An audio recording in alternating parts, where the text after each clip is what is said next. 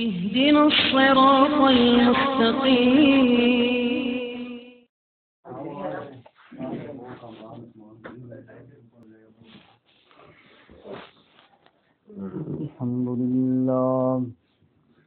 الحمد لله نحمده ونستعينه ونستغفره ونؤمن به ونتوكل عليه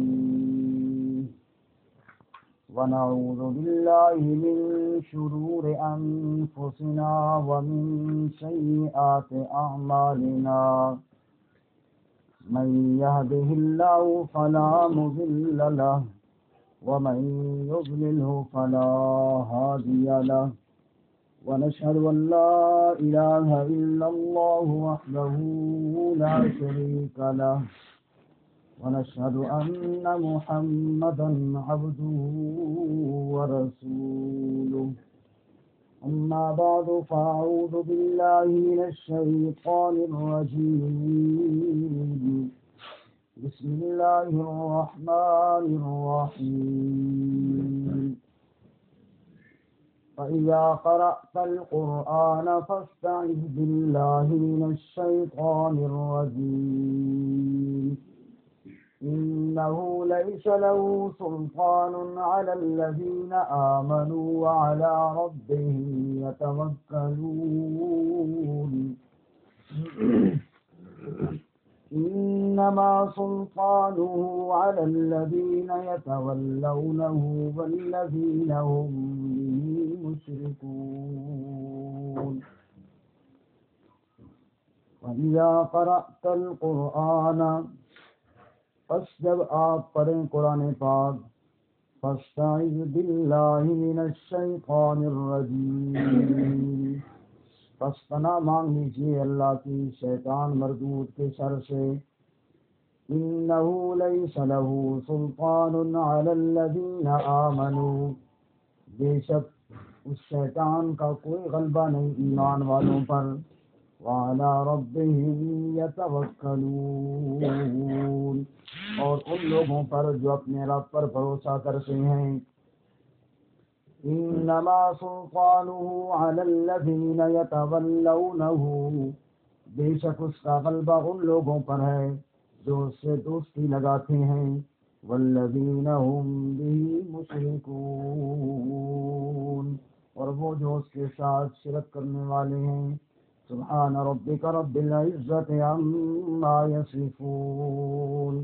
وسلام علی المرسلین والحمد للہ رب العالمین اللهم صل على محمد وعلى آل محمد كما صليت على إبراهيم وعلى آل إبراهيم إنك حميد مجيد اللهم بارك على محمد وعلى آل محمد كما باركت على إبراهيم وعلى آل إبراهيم إنك حميد مجيد میرے انتہائی محترم اور مکرم عزیز ساتھیوں، درس قرآن کی نسبت سے ایک بار پھر ہم اکٹھے ہوئے ہیں اور اللہ کے رسول صلی اللہ علیہ وسلم کا بڑا مشہور ارشاد تقریباً آپ میں سے ہر بندے کو یاد ہوگا، خیرکم من تعلم القرآن وعلمہ۔ رسول اللہ صلی اللہ علیہ وسلم نے ارشاد فرمایا کہ تم میں بہتر وہ ہے جو قرآن سیکھے اور قرآن سکھائے۔ الحمدللہ ہم قرآن کی سیکھنے سکھانے والی مجلس میں بیٹھے ہیں اور ہمیں یقین ہے کہ ساری کائنات کی باتیں غلط ہو سکتی ہیں، اللہ کے نبی کا ارشاد غلط نہیں ہو سکتا۔ یقیناً ہم بہت ہی اچھی مجلس میں بیٹھے ہیں الحمدللہ۔ اللہ کے نبی صلی اللہ علیہ وسلم کا ایک اور ارشاد ہے، آپ نے ارشاد فرمایا کہ ایک وقت آئے گا میری امت پر جب فتنوں کی یلغار ہو جائے گی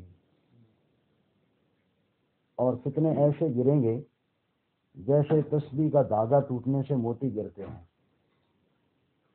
صحابہ رسول پریشان ہو گئے، پوچھا یا رسول اللہ پھر ان سے نکلنے کا راستہ؟ فرمایا وہ اللہ کی کتاب ہے، جس کی حفاظت کا ذمہ اللہ نے لیا ہے، اور قیامت تک اس میں تبدیلی نہ ہوئی ہے نہ ہو سکے گی انشاءاللہ۔ اسی طرح اللہ کے نبی صلی اللہ علیہ وسلم نے ایک اور موقع پر ارشاد فرمایا، لوگوں دلوں کو زنگ لگ جاتے ہیں جیسا کہ لوہے کو پانی لگنے سے زنگ لگ جاتا ہے۔ پوچھا گیا، یا رسول اللہ اس زنگ کو اتارنے اور صاف کرنے کا کیا طریقہ ہے؟ آپ نے فرمایا دو چیزیں اور دو باتیں ہیں، ایک تو موت کو کثرت کے ساتھ یاد کیا جائے، دوسرا قرآن پاک کی تلاوت کی جائے۔ تو قرآن کریم کی تلاوت دلوں کے زنگ کو اتارنے کا ذریعہ ہے۔ قرآن کریم کی تلاوت قرآن کریم کا پڑھنا، قرآن کریم کو سمجھنا، یہی دلوں کی صفائی کا ذریعہ ہے۔ اور پھر ماشاءاللہ آپ رات کا ایک ذوق ہے اور جو دن بہ دن بڑھتا جا رہا ہے، اللہ تعالیٰ اس کو مزید ترقی نصیب فرمائے۔ پچھلے درس میں ہمارے آپ بھائی کہہ رہے تھے کہ کوئی ترتیب سے بات شروع کی جائے، میں نے سوچا کہ اعوذ باللہ من الشیطان الرجیم سے بات کو شروع کریں گے آج کے درس میں، کیونکہ آپ جانتے ہیں کہ قرآن کریم کا ایک مستقل ادب ہے کہ قرآن کریم کو شروع کرنے سے پہلے تعوذ پڑھا جاتا ہے، اور جو میں نے آیتیں پڑھی ہے ان آیتوں میں اسی کا حکم ہے۔ ارشاد باری تعالی ہے، فَإِذَا قَرَأْتَ الْقُرْآنَ فَاسْتَعِذْ بِاللَّهِ مِنَ الشَّيْطَانِ الرَّجِيمِ، جب آپ قرآن کریم کی تلاوت کریں تو اس سے پہلے شیطان مردود کے شر سے اللہ کی پناہ اور حفاظت مانگ لیا کریں۔ یہ جو تعوذ ہے اس کو استعاذہ بھی کہتے ہیں، کیونکہ یہ فقہ مشکان کی وجہ سے اس طرح تقریر والا انداز نہیں ہے، باقی ماشاء اللہ سارے پڑھے لکھے حضرات ہیں۔ تعوذ اور استعاذہ اس کے دو نام ہیں۔ تعوذ کا معنی ہوتا ہے پناہ لینا، استعاذہ کا معنی پناہ طلب کرنا۔ تو اس کو دونوں چیزیں کہا جاتا ہے کیونکہ یہ پناہ طلب کی جاتی ہے، پناہ مانگی جاتی ہے۔ قرآن کریم کے شروع کرنے سے پہلے تعوذ کا حکم کیوں دیا گیا؟ جیسے ابھی آیت میں بھی حکم ہے، فرماتے ہیں وجہ یہ ہے کہ تعوذ پڑھنے سے پہلے ہم تو اس کو سرسری طور پہ پڑھ دیتے ہیں، لیکن یہ ایک بہت بڑی دعا ہے۔ یہ جو تعوذ ہے اور استعاذہ ہے یہ بہت بڑی دعا ہے، اس لیے علماء فرماتے ہیں کہ تعوذ پڑھنے سے پہلے اس کو سمجھنا چاہیے۔ سمجھنا یہ ہے کہ انسان دنیا کے اندر کامیاب انسان وہ ہوتا ہے جو دوست کو بھی پہچانے اور دشمن کو بھی پہچانے۔ جس کو اپنے دوست اور اپنی دشمن کی پہچان نہ ہو وہ مار کھا جاتا ہے، وہ ناکام ہو جاتا ہے۔ اللہ تعالیٰ نے قرآن پاک میں فرمایا اللہ ولی الذین آمنوا، اللہ اہل ایمان کا دوست ہے۔ اور اللہ نے قرآن پاک میں شیطان کے بارے میں فرمایا انہ لکم عدو مبین، وہ تمہارا کھلا دشمن ہے۔ تو یہ بات تو ہمیں سب کو معلوم ہے اور یقین ہے کہ اللہ ہمارا دوست ہے، شیطان ہمارا دشمن ہے۔ اب دشمن ایک جو ظاہر ہو، جو سامنے ہو، اس کے ساتھ انسان حد الوسع مقابلہ بھی کر سکتا ہے، لڑائی کر سکتا ہے، نہ کر سکے تو اپنی جان بچا کے سائڈ تو مار سکتا ہے۔ یہ وہ شیطان وہ دشمن ہے۔ قرآن پاک میں اللہ اس کے بارے میں فرماتے انہ یراکم ہوا وقبیلہ من حیث لا ترونہم، کہ شیطان اور اس کا قبیلہ تمہیں دیکھ رہا ہوتا ہے اور تم اس کو دیکھ نہیں سکتے۔ اب یہ وہ خطرناک دشمن ہے سب سے بڑا دشمن ہے، ازلی ابدی ہمیشہ والا دشمن ہے سب سے پکا دشمن ہے، لیکن ہم اس کو دیکھ نہیں سکتے۔ اچھا یا رسول اللہ یہ کیسے حملہ آور ہوتا ہے؟ یہ کیسے؟ اللہ کے نبی صلی اللہ علیہ وسلم فرماتے ان الشیطان یجری فی الانسان مجرى الدم، جیسے انسان کی رگوں میں خون چلتا ہے ایسے ہی رگوں میں شیطان کا وسوسہ بھی چلتا ہے۔ اب خون دوڑ رہا ہے ہماری رگوں میں لیکن ہمیں احساس نہیں ہو رہا کہ اب یہاں پہنچ گیا، اب یہاں پہنچ گیا، نہیں پتہ چلتا۔ ایسے ہی شیطان بھی رگوں میں چلتا ہے، حملہ آور ہوتا ہے، اللہ کے نبی فرماتے ہیں، لیکن احساس نہیں ہوتا۔ اب جناب جب یہ بات ہمارے ذہن میں آتی ہے اور یہ اس تمہید کے بعد سمجھ میں آئی کہ واقعی شیطان سب سے بڑا دشمن ہے، واقعی شیطان حملہ آور بھی ہوتا ہے، اور واقعی شیطان خفیہ وار بھی کرتا ہے، اور واقعی شیطان وہ دشمن ہے جو نظر نہیں آنے والا، اور واقعی شیطان وہ حملہ آور ہے جس سے بچنا میری مجبوری ہے۔ اب جب اتنا خطرناک دشمن اتنے خفیہ طریقے سے حملہ آور ہوتا ہے، اتنے خفیہ طریقے سے واردات ڈالتا ہے. اب اس سے بچنا میرے آپ کے بس کی بات ہی نہیں رہی. جب میرے آپ کے بس کی بات نہیں رہی، اس سے بچنا بھی ضروری ہے، ہم بچ پاتے بھی نہیں ہیں، تو کیا کرتے ہیں؟ اعوذ باللہ من الشیطان الرجیم. پھر اللہ کو پکارتے ہیں، یا اللہ تو اب اس سے بچا. اب اس سے بچنا ہمارے بس کی بات نہیں ہے. ہمارے استاد سے اللہ کو پیارے ہو گئے، اللہ ان کو کروٹ کروٹ جنت نصیب فرمائے، حضرت مولانا ادریس عباسی رحمۃ اللہ علیہ، وہ یہاں پہ ایک مثال دیا کرتے تھے تعوذ کے بارے میں. ہے تو مثال ہی، لیکن ہے بڑی پیاری بات، سمجھ میں صحیح آتی ہے.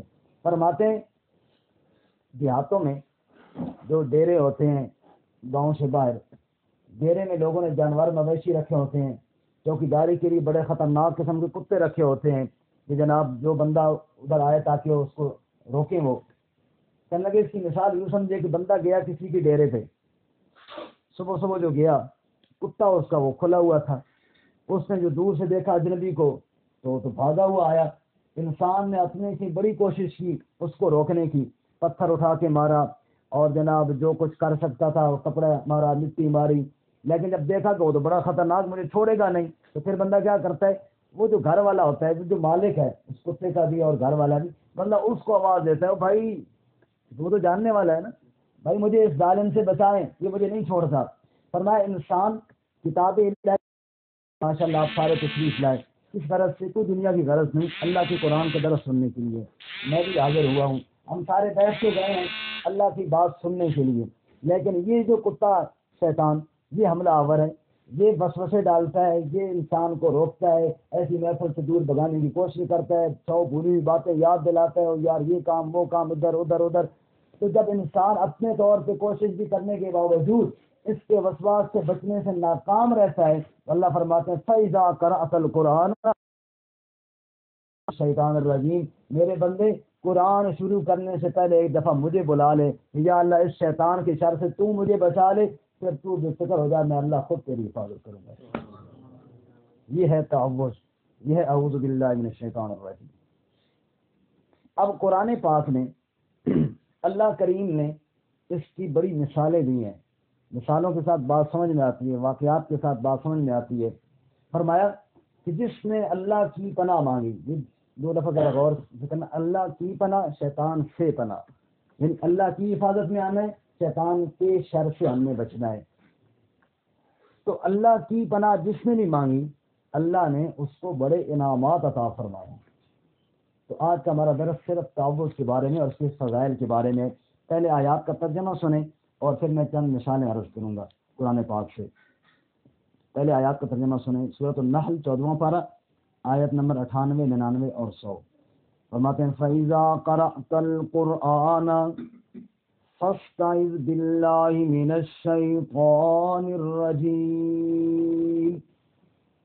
جب بھی آپ قرآن پڑھیں تو اللہ سے پناہ طلب کر لیا کریں شیطان مردود کے شر سے.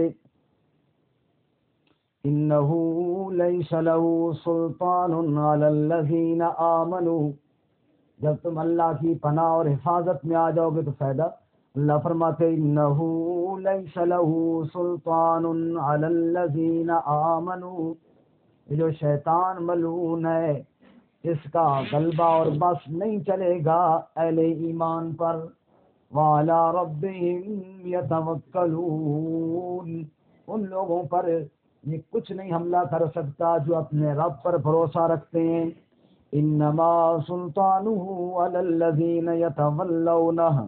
بے شک اس کا غلبہ تو ان لوگوں پر ہوتا ہے جو اس سے دوستی لگاتے ہیں. والذین هم به مشرکون. اور وہ جو اس کے ساتھ شریک کرنے والے ہوتے ہیں. تو فرمایا جو آدمی اللہ کی پناہ مانگ لے شیطان کے شر سے، شیطان اس کا کچھ بگاڑ نہیں سکتا. نظام چلے گا جی؟ آپ معذرت آتی، آپ کو تکلیف ہو رہی ہے. تو اب قرآن پاک میں اللہ تعالیٰ نے اس کی مثالیں دی ہیں کہ جس نے اللہ کی پناہ مانگی چاہے کسی تکلیف سے بھی، یہ ضروری نہیں کہ صرف شیطان کے شر سے، ہر تکلیف سے. حدیث پاک میں آتا ہے اعوذ بکلمات اللہ التامات من شر ما خلق. میں اللہ کی پناہ مانگتا ہوں ہر چیز کے شر سے جو اللہ نے پیدا کی. قل اعوذ برب الفلق من شر ما خلق. ہر چیز کے شر سے پناہ مانگ اللہ کی. اب جناب چند مثالیں قرآن میں بعض میں اللہ مثال بیان کرتے ہیں. حضرت مریم علیہ السلام کی والدہ حضرت مریم علیہ السلام ابھی ماں کے پیٹ کے اندر ہیں. حضرت مریم علیہ السلام کی والدہ دعا مانگتی ہے اور کیا کہتی ہے؟ انی اعیذھا بک وذریتھا من الشیطان الرجیم. اے اللہ میرے پیٹ کے اندر جو بچہ یا بچی ہے اس کو ایک تو میں تیرے نام کرتی ہوں اور دوسرا اس کو اور آگے اس کی اولاد کو تیری پناہ میں دیتی ہوں شیطان مردود کے شر سے. شیطان مردود کی پناہ مانگی اللہ تعالیٰ کی. اللہ نے دو انعام کا ذکر کیا آگے. فتقبلها ربها بقبول حسن وانبتا نباتا حسنا وكفلها زکریا. اللہ فرماتے ہیں میں نے نقد دو انعام مریم کی ماں کو عطا کیے. ایک تو ان کی نظر اور اس منت کو قبول کر لیا اور دوسرا ان کی بچی کی پرورش کے لیے زکریا علیہ السلام کا انتخاب فرما دیا. دیکھو اللہ کی پناہ مانگنا, اللہ کی حفاظت میں آنا, یہ کتنا بڑا اللہ تعالیٰ کی طرف سے انعام کا اور اجر کا ذریعہ ہے. یہ بالکل ایسی ہے جیسے بندہ بھاگتے ہو کسی کی یاد مجھے بچا لے, وہ کہے آ میرے گھر میں آ جائے, میری پناہ میں آ جائے. تو یہ اللہ کی پناہ ہے نا, تعوذ کی معمولی دعا نہیں ہے. اعوذ باللہ من الشیطان الرجیم بہت بڑی دعا ہے.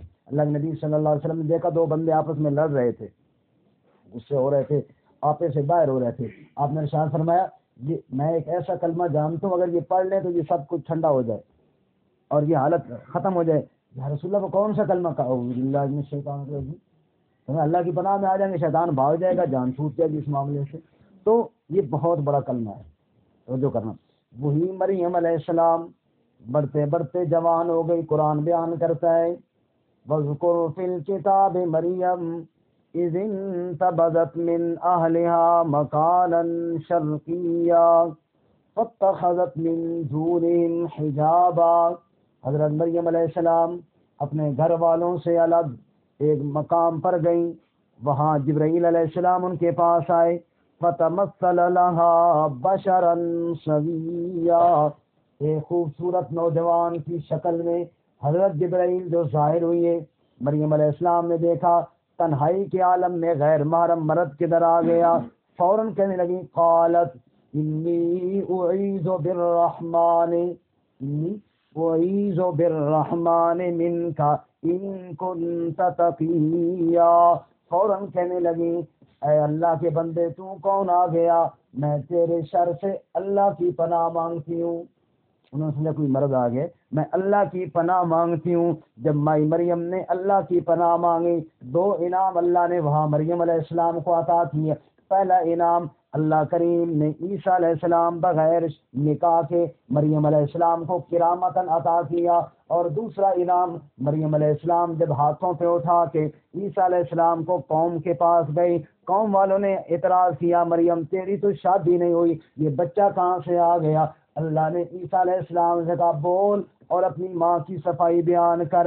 میرے نبی مرشد کریم امام الانبیاء محمد کریم صلی اللہ علیہ وسلم فرماتے ہیں میرے بھائی عیسیٰ کی شہادت والی انگلی بلند ہوئی اور آپ نے کہا قال انی عبد اللہ آتانی الکتاب لنی نبیا. سبحان اللہ.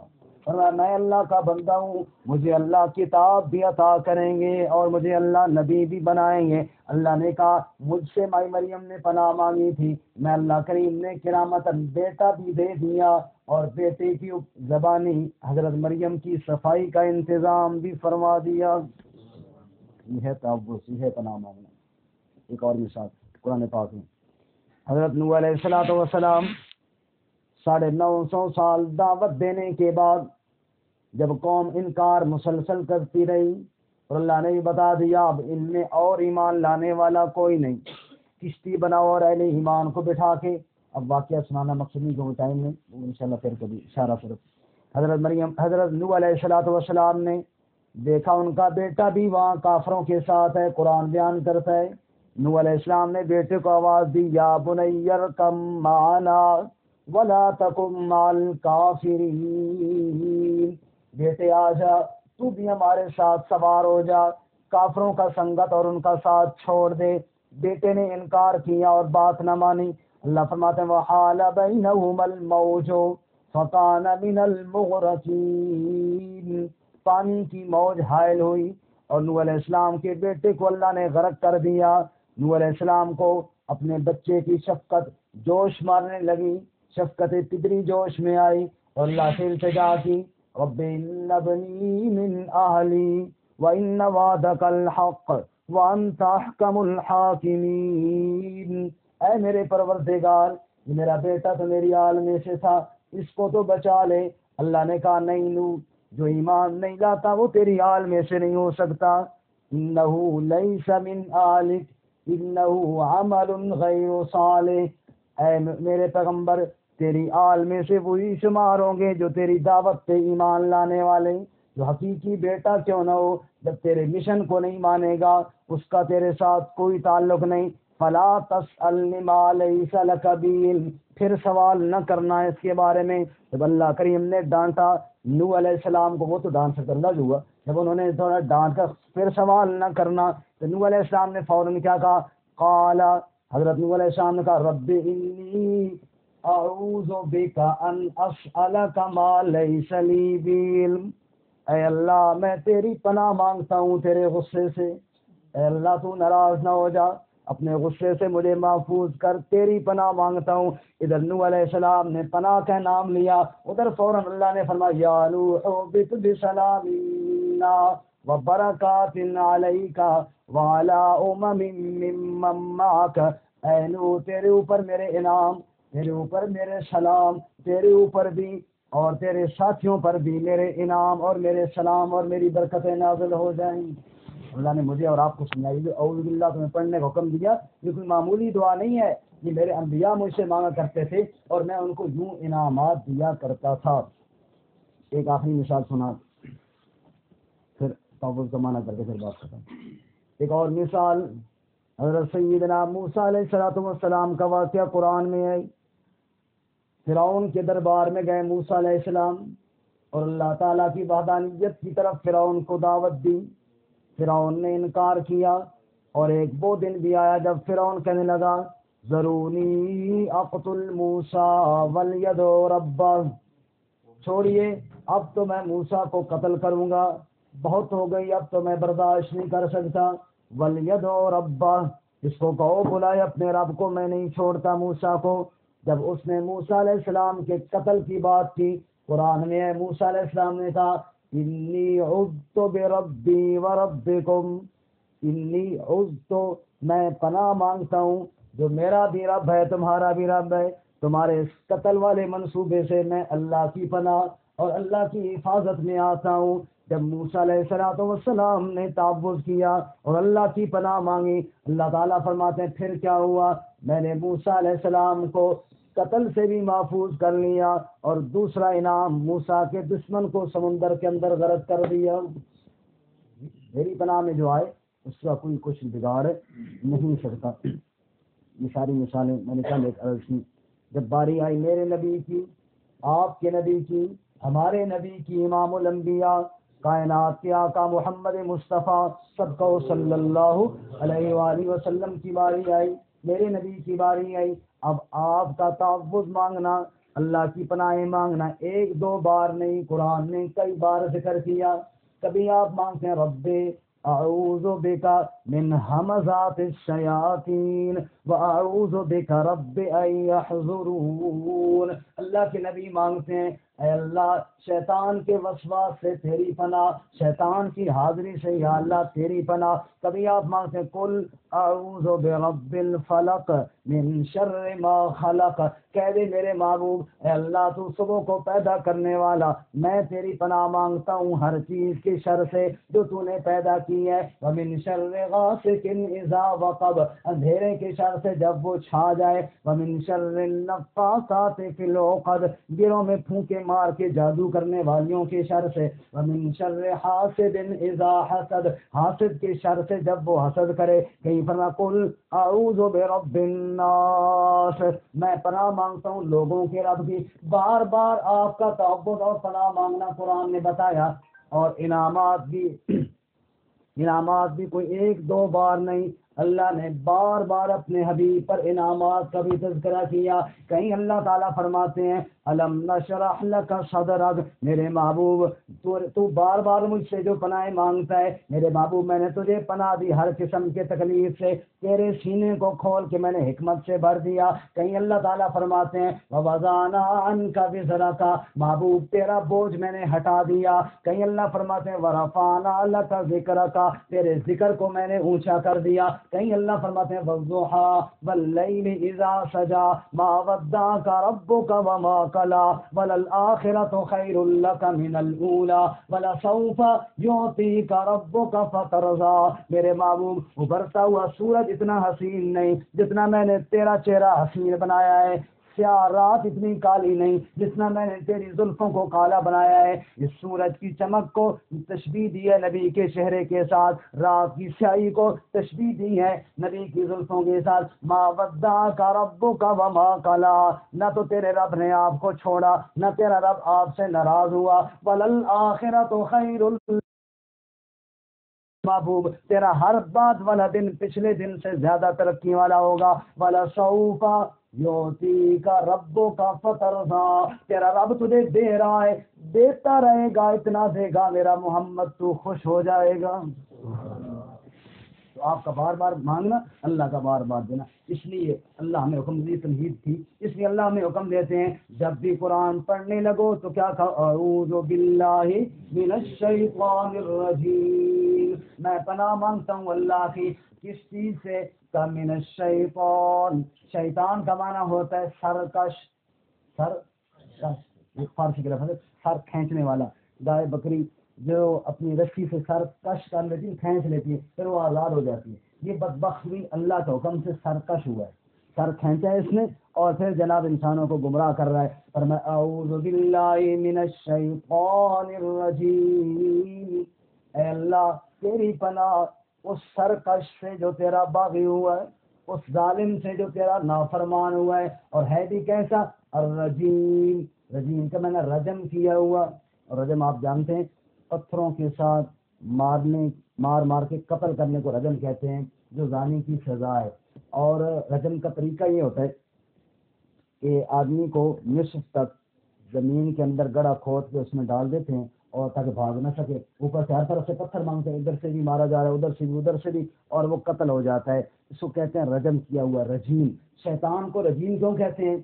جیسے اس زانی پر ہر طرف سے پتھر برستے ہیں اور وہ قتل ہو جاتا ہے، اس ملعون پر ہر طرف سے لعنت برستی ہے، اللہ کی بھی لعنت، فرشتوں کی بھی لعنت، نبیوں کی بھی لعنت، ہر اہل ایمان کی لعنت، اور بھی ہر طرف سے جیسے پتھر برس رہے ہو لعنت کے، اس کے اوپر برس رہے ہوتے ہیں۔ اے اللہ جس کو تو نے مردود بنایا ہے، لعنتی بنایا ہے، جس پر ہر وقت لعنتوں اور پھٹکار پڑتی رہتی ہے، اے اللہ اس ملعون کے شر سے میری کیا کر۔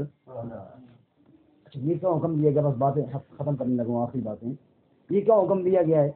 قرآن پاک میں ہی ہے، اللہ تعالیٰ فرماتے ہیں اپنے نبی صلی اللہ علیہ وسلم کی محفل، اب آپ اندازہ کیجیے، میں تو انتہائی گناہ گار آدمی ہوں، ہماری کیا حیثیت ہے، اللہ کے نبی کی کتنی پاک محفل ہوتی ہے، کتنی پاک محفل، جہاں اللہ کے نبی خود قرآن بیان کر رہے ہوتے اور لوگ سن رہے ہوتے آگے، اس جیسی خوبصورت محفل کائنات کے اندر کوئی ہو سکتی ہے بھلا؟ فرشتوں کی محفلیں بھی وہاں نہیں پہنچ سکتی۔ لیکن چھٹے پارے میں سورۃ المائدہ میں اللہ کچھ لوگوں کا ذکر کرتے ہوئے فرماتا ہے قد دخلوا بالکفر وهم قد خرجوا به، اے میرے محبوب وہ جب آپ کے پاس آئے تھے اندر کفر چھپا کے لائے تھے، واپس گئے اسی طرح واپس ہے، ذرا بھائی ٹکے جتنا بھی فائدہ نہیں ہوا۔ کیوں؟ اس لیے نہیں ہوا کہ وہ شیطان کو ساتھ لے کر آئے تھے اور اسی طرح گئے۔ ہمارے ایک بزرگ مثال دیا کرتے تھے، پتہ نہیں اردو میں کیا کہتے ہیں، پنجابی میں ہمارے یہاں ایک چھوٹا سا کالا سا ہوتا ہے، اس کو بھگون ہم کہتے ہیں، برسات کے موسم میں اور پھولوں پر بھی ہوتا ہے۔ اسی طرح کا ایک اور ہوتا ہے، وہ جناب گوبر پہ ہوتا ہے، اتنے کالے کالے ہوتے ہیں دو، تو ایک پھولوں پہ ہوتا ہے، پھولوں پہ بیٹھتا ہے، ایک گوبر کی روڑیاں بناتا ہے۔ کہتے ہیں کہ وہ پھولوں والا باغ پہ جا رہا تھا، دوسرے یہ شاید جناب گوبر کے اندر لتھڑے ہوئے تھے، تو اس نے روزانہ اس کو دیکھنا اور پھر چلا جانا باغ۔ ایک دن جب اس نے دیکھا تو اس کو ترس آیا، اس نے کہا یار گل سن، گند چتے ہیں، آج تجھے باغ کی سیر کراؤں۔ اس نے کہا نہیں میں ادھر ہی ٹھیک ہوں، اپنا اپنا مزاج ہوتا ہے نا اپنا. شیخ سعدی فرماتے ہیں نا, یہ باتوں سے بات نکل آتی ہے, شیخ سعدی فرماتے ہیں تنگی گزرا خوشبو والی دکان سے, جو خوشبو کا حلہ آیا تو بے ہوش ہو کے گر گیا. تو اب تار نے کہا یار تو خوشبو سے لوگوں کو ہوش آتا ہے, بیچارے کو پتہ نہیں مرگی ہو گئی, خوشبو سنگاؤ تو لوگ ٹھیک ہو جاتے ہیں. وہ اندر سے اچھی سی خوشبو لے کر آیا کہ سنگاؤں تاکہ ہوش آئے. وہ پہلے کچھ حرکت کر رہا تھا, وہ سنگنے کے بعد ٹون نہیں ہو گیا. میرے وہ ایک بھنگی پاس بیٹھا تھا دور سے, اور نے کہا اجازت ہو تو میں علاج کروں اس کا. میں کہا کر. وہ ادھر سے گندگی کا شاپر بھر کے لے آیا, یوں ہی قریب گیا تو اس نے آنکھیں کھول سکا, نکل تھے کتنے آ گئے ہیں, ساری محفل ہے نہیں, ہماری محفل کوئی اور ہے. تو وہ اس نے کہا گوبر والے سے, بھائی یار ایک گانے میں خواہ مخواہ روڑیاں بنا رہے, آپ تجھے آج بات کی سیر کرائیں.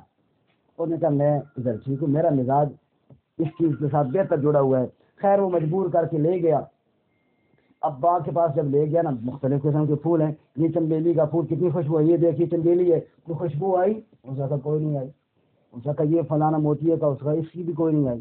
اس نے کہا یہ گلاب کا خوشبو ہے یا پھول ہے, اس کی بڑی خوشبو ہے, یہ سردار ہے پورے. اس نے کہا اس کی بھی کوئی نہیں آئی. یار کیا مصیبت ہے کہ پورا علاقہ معطر ہو گیا, تجھے کیوں نہیں آئی خوشبو؟ انہوں نے کہا چیک کرانا تھا, تلاشی تو لی نہیں ہے تیری. اس نے جب وہ اس کے پر شر چیک کیے تو اس نے ادھر بھی گوبر ڈالا ہوا تھا, ادھر بھی گوبر ڈالا ہوا تھا. اور اس نے کہا باغ ایک بندہ آ گئے تو گوبر چھوڑ کے آئے. سمجھ آئی؟ جی ہے اعوذ باللہ من الشیطان, جو صفائی کرنے والا ہے, شیطان کے شر سے بچانے والا ہے. فرمایا کہ جب بندہ قرآن کی محفل میں آئے تو جتنی چاہت لے کر آئے گا, جتنا طلب اور طلب کے ساتھ آئے گا, اور جتنا دل صاف لے کر آئے گا, خدا کی قسم یہ میرے رب کا کلام ہے, یہ کسی انسان کا کلام نہیں. نبی پاک نے اسی لیے فرمایا سب سے بہتر ہے جو قرآن پڑھے اور قرآن پڑھائے. یہ دل کے صاف شیشے پہ ایسے نقش ڈالے گا کہ دل کی دنیا ہی بدل جائے گی. اللہ مجھے آپ سب کو عمل کی توفیق عطا فرمائے. وآخر دعوانا الحمدللہ.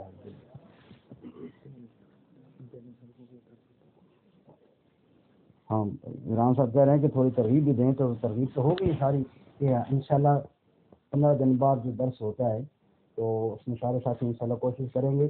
اور کوشش کرنے کا مطلب یہ ہوتا ہے کہ اپنے ساتھ ایک ساتھی اور بھی لے کے آئے. اگر یہ باتیں اور سلسلہ درست ہے, یقیناً آپ کا دل گواہی دے گا کہ اچھا سلسلہ ہے, اور اللہ کے نبی صلی اللہ علیہ وسلم نے بھی فرمایا ہے کہ واقعی یہ سلسلہ اچھا ہے. سارے ساتھی اس کی